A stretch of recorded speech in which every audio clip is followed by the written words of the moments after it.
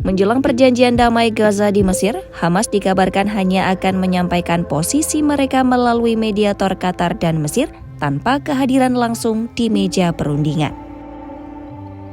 Seorang pejabat Hamas menyampaikan bahwa kelompoknya tidak akan berpartisipasi dalam penandatanganan resmi perjanjian damai Gaza di Mesir. Pernyataan ini disampaikan setelah Presiden Amerika Serikat Donald Trump mengumumkan terjadinya kesepakatan damai awal antara pihak-pihak yang terlibat. Menurut anggota Biro Politik Hamas, Hossam Badran, pihaknya tidak akan terlibat dalam acara penandatanganan resmi di Mesir. Badran menjelaskan, selama proses perundingan gencatan senjata, Hamas lebih banyak bertindak melalui mediator Qatar dan Mesir.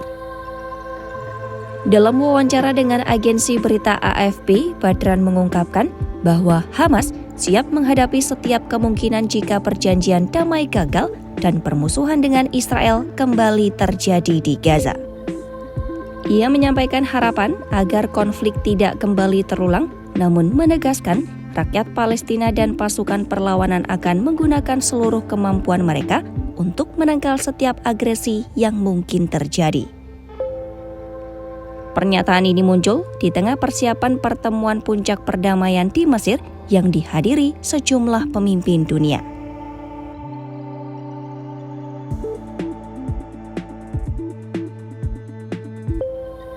Sementara itu, sejumlah pemimpin dunia bersiap menuju Mesir untuk menghadiri konferensi perdamaian Gaza di kota Sharm el-Sheikh.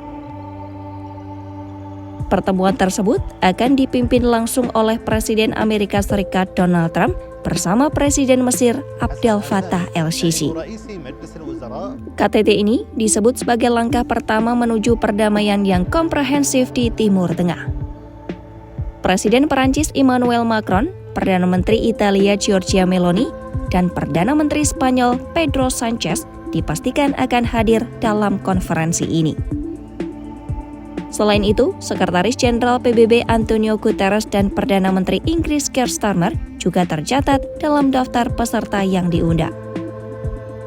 Sejumlah pemimpin dunia menilai konferensi di Mesir sebagai peluang bersejarah untuk mengakhiri kekerasan di Timur Tengah. Pemerintah Inggris menyebut KTT ini sebagai titik balik bersejarah bagi pembangunan kembali Gaza. Amerika Serikat dikabarkan akan memimpin langsung sesi penandatanganan dengan dukungan penuh dari Qatar, Mesir, dan Turki sebagai negara penengah.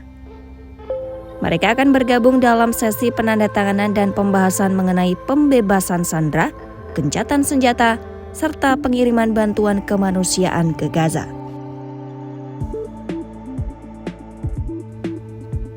Media lokal melaporkan bahwa Israel tidak akan mengirimkan perwakilan resmi dalam konferensi di Mesir. Pemerintah Tel Aviv dikabarkan masih fokus pada proses pembebasan sandera di Gaza sesuai kesepakatan yang baru disahkan. Meski begitu, kantor Perdana Menteri Israel diketahui menyatakan dukungan terhadap upaya diplomatik yang dipimpin Mesir dan Amerika Serikat dalam proses perdamaian. Mesir mengambil peran sentral dalam upaya penyelesaian konflik di Gaza. Pemerintah Mesir melalui kantor presiden menegaskan, negara itu siap menjadi mediator netral untuk menjembatani pihak-pihak yang terlibat dalam perang. Menjelang hari penandatanganan, Mesir melakukan persiapan dalam skala besar. Petugas di sejumlah kota melakukan pembersihan dan penataan kawasan di sekitar tempat acara.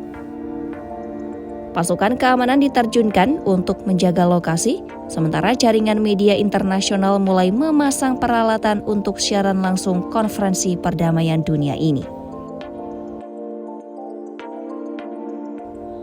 Di wilayah Gaza, sejumlah warga mulai kembali ke tempat tinggal mereka, meskipun yang tersisa hanya puing-puing bangunan. Banyak dari mereka memilih untuk tinggal di reruntuhan rumah sebagai bentuk harapan dan tekad untuk memulai hidup baru. Kondisi tersebut menjadi simbol keteguhan masyarakat Gaza di tengah harapan akan terciptanya perdamaian yang nyata.